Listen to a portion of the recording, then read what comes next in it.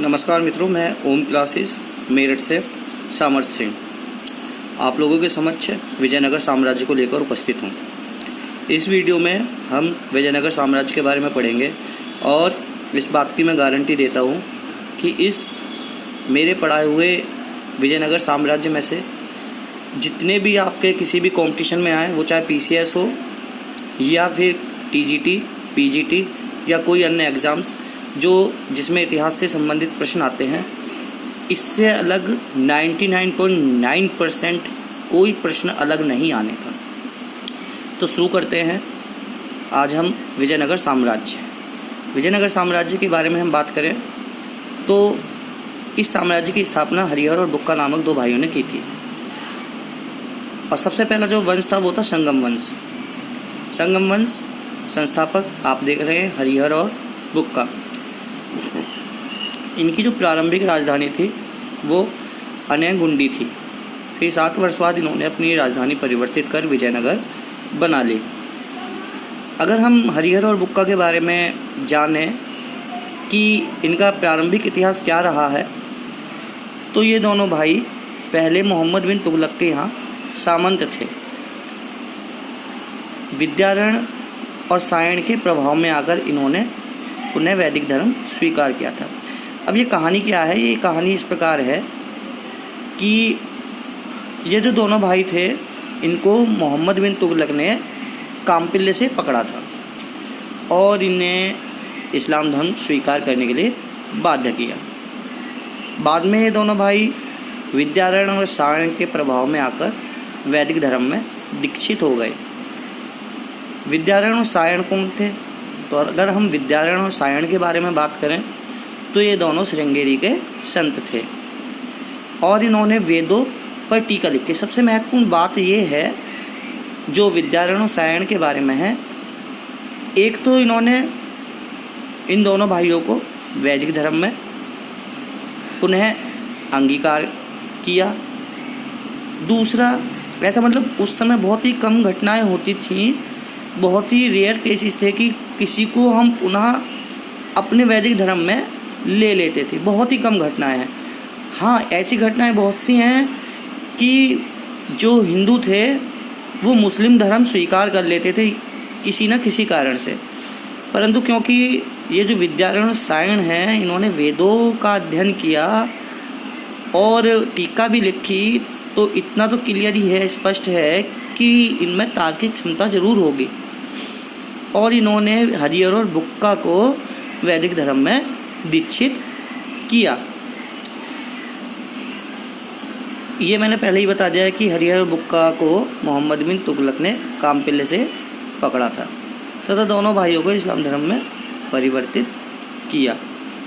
अब हम हरिहर की बात करें तो जो हरिहर फर्स्ट है उसका शासनकाल 1336 से लेकर 1354 तक रहा है। विजयनगर की स्थापना हरिहर व बुक्का दोनों भाइयों ने मिलकर की थी। होयसल शासक बल्लाल चतुर्थ के मृत्यु के बाद हरिहर ने उसका राज्य अपने साम्राज्य में मिला लिया। हरिहर के बाद उसका भाई बुक्का बैठता है 1354 में। उसका जो शासनकाल है वो 1371 तक रहता है। विजयनगर की सीमा बुक्का ने मदुरा तक विस्तारित कर ली थी। अगर हम बुक्का की उपाधियों के बारे में बातें करें तो जो इसकी उपाधियां हैं, इसने वेद मार्ग प्रतिष्ठापक व तीनों समुद्रों का स्वामी उपाधि धारण की थी। बुक्का व बहमनी शासक मोहम्मद शाह प्रथम के बीच रायचूर दोआब में स्थित मुदगल किले को लेकर 1367 ईस्वी में युद्ध हुआ था। कितने सन में हुआ था? 1367 में, ठीक है ना। और किस चीज़ को लेकर? दोआब में स्थित मुदगल किले को लेकर। और इस युद्ध की जो सबसे बड़ी खासियत थी वो यह थी कि इस युद्ध में तोपखाने का प्रथम प्रयोग हुआ। बुक्का के बारे में और देखें तो बुक्का फर्स्ट ने चीन में दूतमंडल भेजा था। बुक्का फर्स्ट के पुत्र ने मदुरा को विजित किया। मदुरा को जिसे हम मदुरई बोलते हैं, और इसका वर्णन बुक्का के पुत्र कंपन मतलब बुक्का जो फर्स्ट है इसके पुत्र का नाम क्या है, कंपन, और इस कंपन को हम कुमारन भी कहते हैं। और कुमारन की जो पत्नी है वो है गंग देवी। तो जो गंग देवी है ये कुमारन की पत्नी है। इसने एक पुस्तक लिखी थी जिसका नाम था मदुरई विजय, और इस मदुरा विजय जो कुमारन ने किया है इसका वर्णन इसमें किया गया है। किसमें, मदुरई विजय में। अब बुक्का फर्स्ट के बाद फिर हरिहर सेकंड आता है।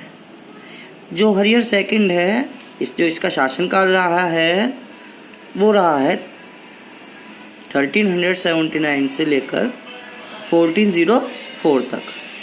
इसकी उपाधियों के बारे में बातें करें तो जो उपाधियां हैं, इसकी उपाधियां हैं महाराजाधिराज और राज परमेश्वर। ठीक है, इसके साथ ही अन्य उपाधियां भी हैं जो इसको दी गई थी। वो दी गई थी इस कारण से क्योंकि जो हरिहर सेकंड था वो विद्वान था। तो जिसकी अन्य उपाधियां हैं वो हैं राजव्यास व राज वाल्मीकि। तो अगर किसी उपाधि के साथ राज आ जाए, समझ रहे हो, राज व्यास, राज वाल्मीकि, राज परमेश्वर, तो जहाँ भी राज आ जाए वो सीधे उपाधि किसकी हो जाएगी, हरिहर सेकंड की। इस बात का ध्यान रखें। साथ में महाराज अधिराज, और महाराज अधिराज उपाधि अन्य राजाओं के साथ भी लगती रही है। और जो इसकी विशेषता है हरिहर सेकंड की, उसकी विशेषता यही रही है कि इसने बहमनी राज्य से गोवा तथा बेलगांव छीन लिया। तेलुगु कवि श्रीनाथ इसके दरबारी कवि थे। श्रीनाथ ने हरिविलास ग्रंथ लिखा। कौन सा ग्रंथ लिखा, हरिविलास। किसका है, श्रीनाथ। नाथ कौन है, हरि हैं, तो हरिनाथ हैं इन्होंने। श्रीनाथ ने हरिविलास लिखे। तो ट्रिक क्या है, हम सभी के नाथ कौन है, हरि। तो हरिविलास किसकी है, श्रीनाथ की। हरिहर सेकंड के बाद जो विरूपाक्ष फर्स्ट था और फिर इसका दूसरा पुत्र बुक्का सेकंड बैठा। हरिहर के बाद मतलब विरूपाक्ष बैठा। विरूपाक्ष भी इसी का हरिहर सेकंड का पुत्र है। बुक्का सेकंड भी हरिहर का ही सेकंड का पुत्र है। और फिर इन सब के बाद देवराय फर्स्ट गद्दी पर बैठा। देवराय फर्स्ट 1406 से 1422 तक रहा है। तुर्कों को सर्वप्रथम सेना में भर्ती किया।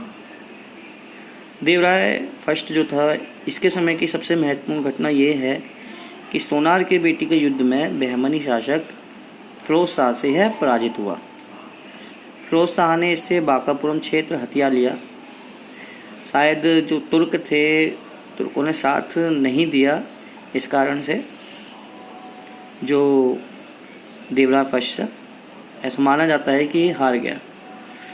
देवराय ने तुंगभद्रा तथा हरिद्रा पर बांध बनवाई। इंपॉर्टेंट है कि देवराय ने तुंगभद्रा व हरिद्रा पर बांध बनवाई और नहरें निकलवाई।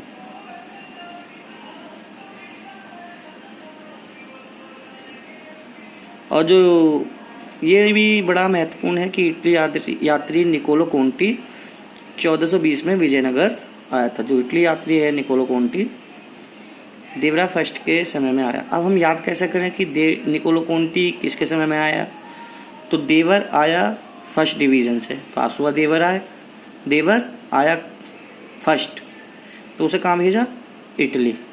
किसके साथ, निकोलो कोंटी के साथ। तो क्या याद करा हमने, देवर आया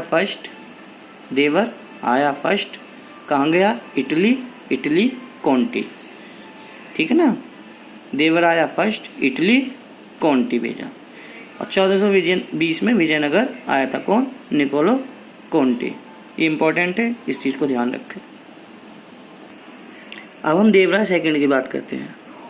देवराय सेकंड की जो उपाधि है वो गजबेटकर, इमादी देवराय, प्रोढ़ देवराय हैं। गजबेटकर का मतलब है हाथी का शिकार करने वाला। देवराय सेकंड तो भैया शिकार करेंगे हाथी का, इसलिए वो सेकंड आए हाथी का शिकार करने के कारण। इमादी देवराय और प्रोढ़ देवराय, क्योंकि ये बहुत उम्र में जाकर राजा बना था, इसलिए इसने उपाधि जो थी इसकी वो प्रोढ़ देवराय थी। यद्यपि काफ़ी उम्र में जाकर ये राजा बना था, फिर भी ये संगम वंश का महानतम शासक था। इसने अपनी सेना में तीरंदाजों को शामिल किया।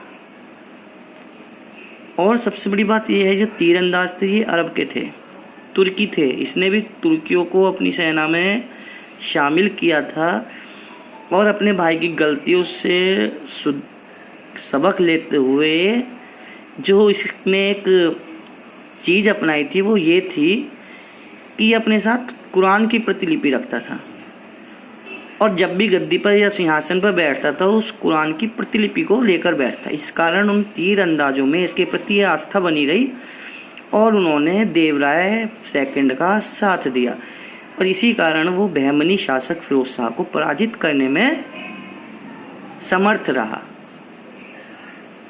समझे?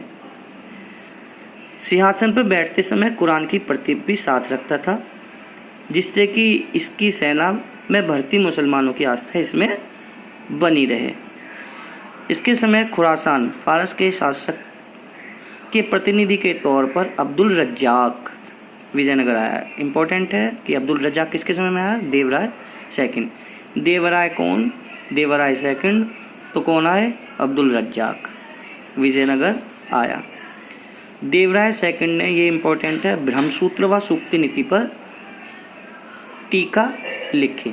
देवराय सेकंड की जो एक और जो बात है वो ये है कि उसने ब्रह्मसूत्र व सूक्ति नीति पर टीका लिखी। इम्पोर्टेंट है, ये गलत है। नुनीज पुर्तगाली भी इसी के समय आया, ये गलत है, ठीक है ना, ये इसमें नहीं आने का, ये गलत आ गया है तो ये इसका नहीं है ना। इसे दक्षिण समुद्रों का स्वामी भी कहा जाता है। इसने दहेज को असंवैधानिक घोषित कर दिया था। जो देवराय सेकंड की एक महत्वपूर्ण बात ये भी है कि उसने जो दहेज है उसको असंवैधानिक घोषित कर दिया था। देवराय सेकंड के बाद मल्लिकार्जुन आए। मल्लिकार्जुन 1446 से 1465 तक रहे हैं। इनकी उपाधि प्रौढ़ देवराय थी, मतलब प्रौढ़ देवराय की उपाधि मल्लिकार्जुन ने भी धारण की। इसने उड़ीसा के गजपति व बहमनी शासकों ने मिलकर इस पर आक्रमण कर दिया। इस प्रकार संगम वंश का अंत इसके समय से प्रारंभ हो गया, मतलब अंत सा ही हो गया मल्लिकार्जुन के समय। और विरूपाक्ष के आते आते संगम वंश पूरी तरह से खत्म हो गया। विरूपाक्ष सेकंड संगम वंश का अंतिम शासक था और नरसिंह सालुव ने विरूपाक्ष को पराजित कर सालुव वंश की नींव डाली। तो आज हम सिर्फ संगम वंश ही पढ़ेंगे, कल सालुव वंश के बारे में जानकारी लेंगे। और मैं आशा करता हूँ कि जो मैंने पढ़ाया है आप सभी को समझ में आ गया होगा। कोई प्रश्न या गलती हो तो कमेंट बॉक्स में आप ज़रूर बताएं। चैनल को सब्सक्राइब करें, लाइक ज़रूर दें। धन्यवाद, नमस्कार।